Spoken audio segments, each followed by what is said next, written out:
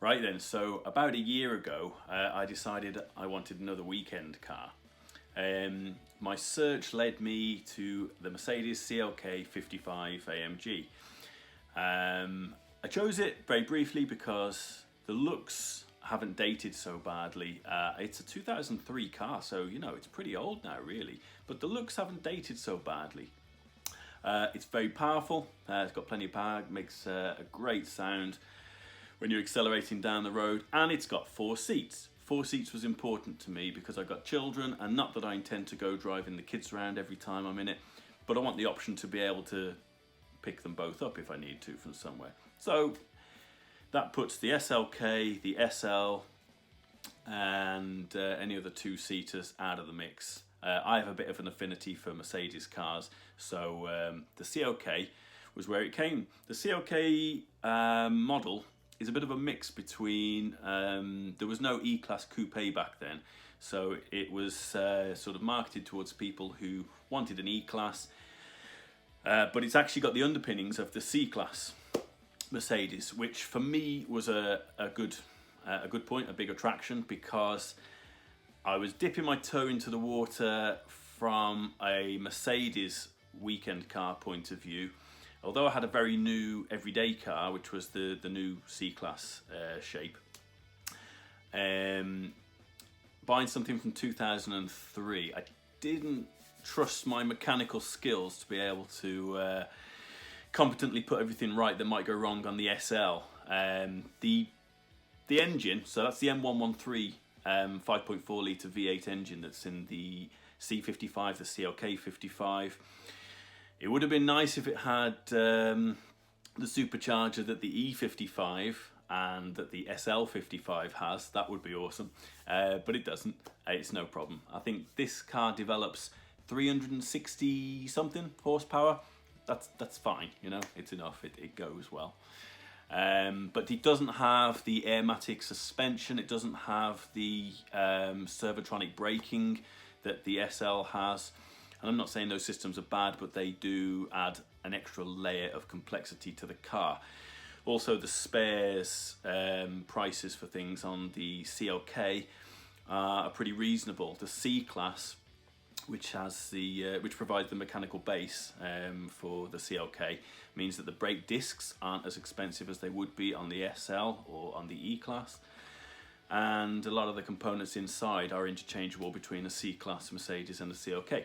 So if you need any bits, which I have done so far, I've done a fair bit of maintenance work on the car since I bought it last year, it's not going to break the bank. And everything I do is about not breaking the bank. I'm a bit of a bargain hunter, and it is a bit of a bargain. The 55 series of engines that came out of Mercedes before they changed up to the AMG 63 cars, which are the 6.3 litre naturally aspirated V8s, they're a little bit forgotten about. People sort of forget about them a little bit. The CLK55, there are only about 500 of them left in the UK. If you want to know how many of your car are left in the UK, you can check on this website now. Have a look. That'll tell you how many of your car, whatever model, are left that are registered or SORN, which is declared off-road. This is my CLK55 that I purchased about a year ago, and it's been sat in the garage for about 6 months gathering dust while the snow disappears. So now that the hint of a bit of sunshine's come out, it's time to get the car out. Let's have a look. So this is a 2003 CLK55. The 55 is a 5.4 litre V8. It's the M113 engine produced by Mercedes.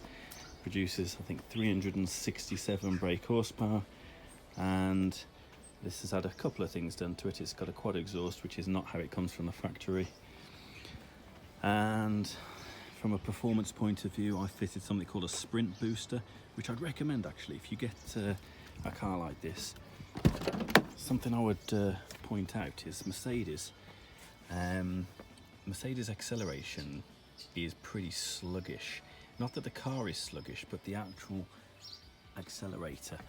It's designed, it feels like it's designed for old men to drive around in. So if you actually want to put your foot down and suddenly boot and deploy all those horsepower to the wheels, I installed something that sits just in here.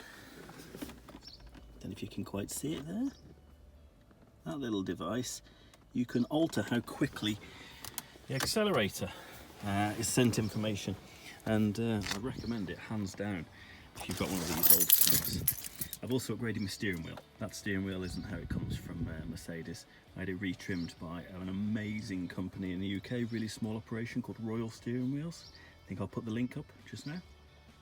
If you've got an older car and you want to change the appearance of your steering wheel, you just got to send it off. They'll retrim it, send it straight back. As with all AMGs of the time, you get white dials. Of course, that makes all the difference, doesn't it? Roof is controlled here, so let's just hold that now, and you'll see the everything's starting to convert. Let's see how quickly it does it. I've never really timed it, to be honest.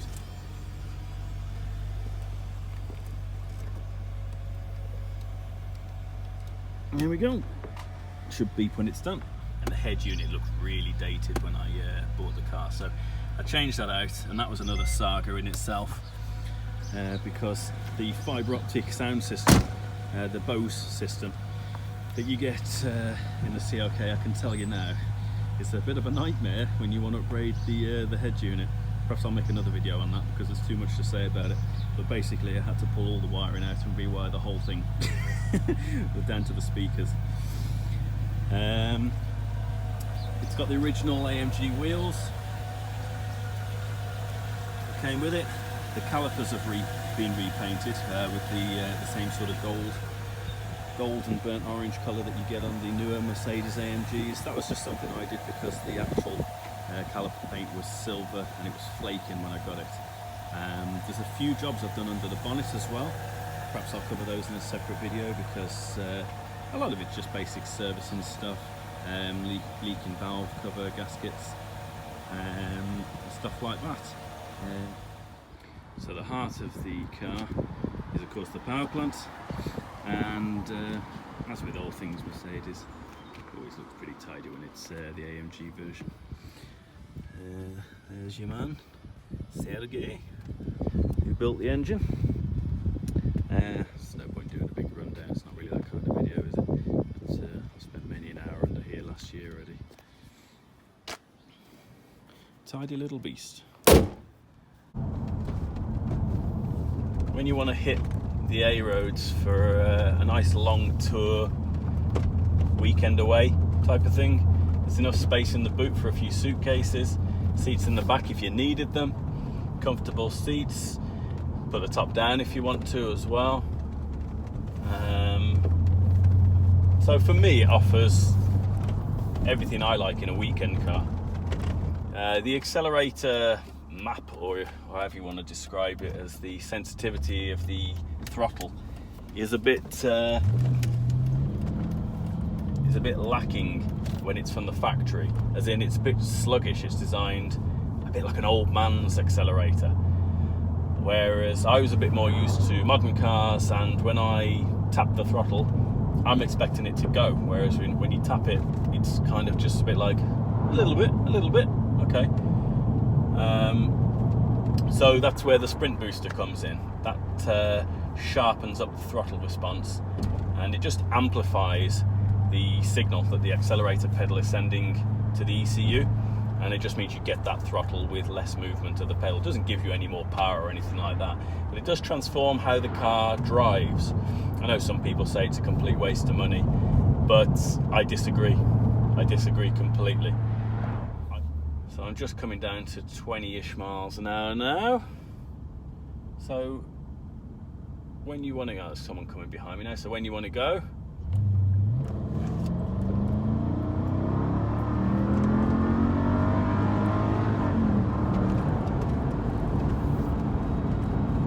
it goes.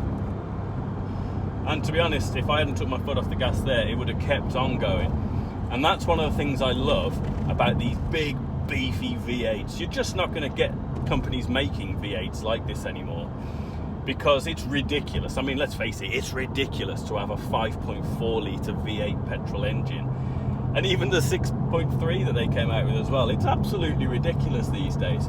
But it's naturally aspirated, and the characteristics of the engine are very much different to everything you're going to see going forwards from now on. All the cars you're going to be buying in the next few years, none of them are going to be NA. They're all going to be either turboed, well, they're probably all going to be turbos. You're not going to get that many superchargers, but they're all going to have some form of forced induction. And that's fine in some ways. You know, we've all probably got turboed cars now, but the torque and power curve is very much different, and you will run out of steam. It comes very quickly, and you run out of steam very quickly as well. When you hit the gas with these big whopping V8s, it goes and it goes and it goes, and it's like a straight line rather than it be a sort of plateauing curve of torque. It just goes and goes and goes and goes and goes and goes and goes and goes. Crikey, slow down. You know, and what can't you love about that? Honestly, bloody amazing. Coupled with that beautiful V8 roar as well, like an angry lion. Ah! That's just my thoughts. Can't put my finger on why, but having the more modern retrimmed steering wheel makes a big difference on the interior as well. I was of two minds about having it done to start with, because it doesn't add. It never came like this from the factory. It should never look like this, and it should never have felt like this. But thickening the grip, changing the contours at the sides, having brand new perforated leather and flattening the bottom. When it arrived and I fitted it, I just thought, it looks like it always should have been like that. It's really, I think it really suits the car. And I don't mind telling you, it cost me about 350 quid, I think, to have the wheel retrimmed and posted. I actually bought a second steering wheel when I had it done, because I wanted to be able to drive the car whilst the wheel was sent away, being retrimmed. But if you want to leave it parked up and just take the wheel off and have the work done, then you could do that.